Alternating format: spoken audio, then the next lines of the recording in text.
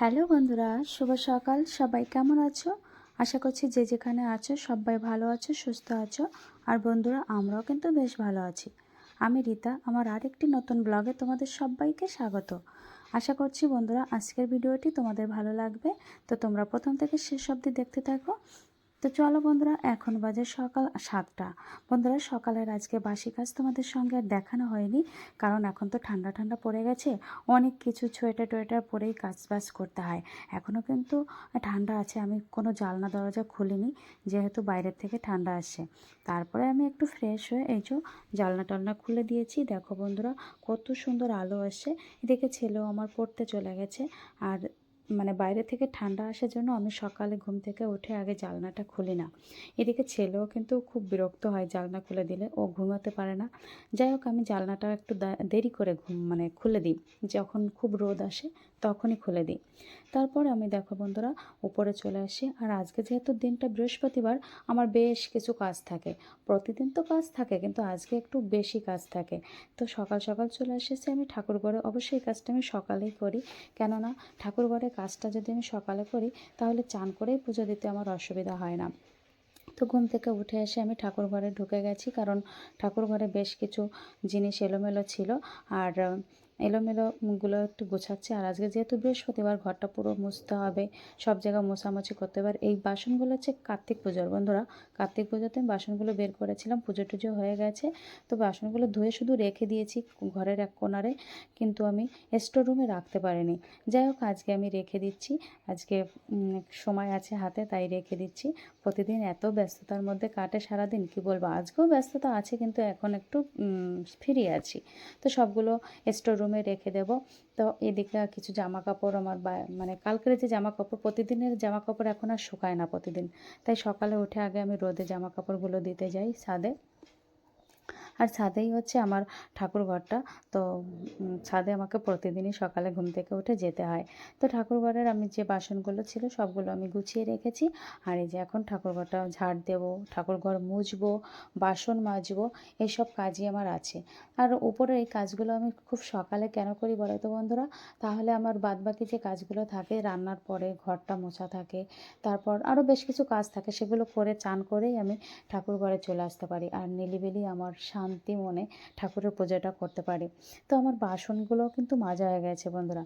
আর এই খাটের উপর এখানে কেন রেখে দিচ্ছি বলো তো? এখানে বেশ রোদ আসছে, আর এই রোদে যদি বাসনগুলো রাখি একদম চকচকে থাকে, বেশ ভালো লাগে দেখতে, ঠিক আছে? তো তাই জন্য কিন্তু আমি এখানে রেখে দিয়েছি। আর এখন হালকা হালকা রোদে কিন্তু খুবই ভালো লাগছে। আর দেখো বন্ধুরা, এটা হচ্ছে আমার সিঁড়িঘরের ছাদের উপরে বেগুন গাছ লাগিয়েছি একটা টবে।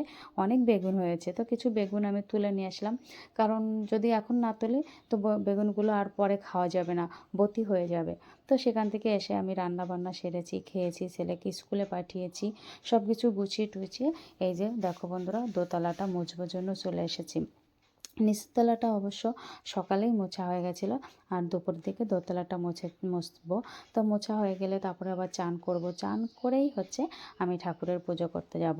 তো আগে মোছার আগে বেশ ভালো করে কিন্তু ঘরটা ঝাড় দিয়ে নিতে হয়। ঘরটা ঝাড় যদি ভালো দেওয়া না হয় তাহলে কিন্তু মোছাটাও আমার মনে হয় ভালো হয় না। তাই জন্য ঘর যতই আমি ঝাড় দিই না কেন, মোছার আগে আবার ভালো করে আমি ঝাড় দিই। আর দেখো বন্ধুরা, আমি কিন্তু এই ঘরটাও যেহেতু পাথরের, তাই শ্যাম্পু দিয়ে ঘরটা মুছি। শ্যাম্পু দিয়ে ঘর মুছলে ঘরের গ্লেজটা বাড়ে, পাথরের গ্লেজটাও বাড়ে, আর সেই সঙ্গে ঘরটা বেশ তেলতেলে হয়, খুব ভালো হয়। তারপরে দেখো বন্ধুরা, এই যে চান টান করে আমি ঠাকুরের পুজো দিতে এসেছি। আজকে যেহেতু বৃহস্পতিবার, বেশ কিছু সময় লাগবে পুজো দিতে। তো পুজো দিয়ে এসে এই যে খাবার গোছাচ্ছি। শ্বশুরমশাই আর ছেলে খাবে আগে, তো তাদের খাবারই দিচ্ছি। তা শ্বশুরমশাই তো খাবার খেতে চলে এসেছে, ছেলে আমার আর আসছে না, ওকে খাইয়ে দিতে হবে। তো শ্বশুরমশাইকে খাবারটা বেড়ে দিয়ে আমি ছেলের কাছে গেছি, ওকে খাওয়াই দেব। ওকে খাইয়ে দিয়ে তারপরে হচ্ছে আমি খাবো। খাওয়ানোর পরে আমরা বেশ কিছু সময় শুয়েছিলাম। তারপরে এই যে বিকালে আবার ছাদে এসে গেছি। দেখো বন্ধুরা, সূর্য মামা ডুবে ডুবে সেই রকম অবস্থায়। তারপরে জামা কাপড়গুলো তুললাম, এই যে পুজো দিচ্ছি, সন্ধ্যা সন্ধ্যা প্রদীপ দিচ্ছি। তো বন্ধুরা, এত সময় ধরে তো তোমরা আমার ভিডিওটি দেখলে, তো তোমাদের কেমন লাগছে অবশ্যই কিন্তু কমেন্ট করে জানাবে। আর তোমরা কেমন ভিডিও আমার থেকে দেখতে চাও তো সেটাও কিন্তু বলবে। তো তো তোমাদের উপর তোমরা যেরকম চাইবে সেরকমই ভিডিও আমি দিতে চাইবো।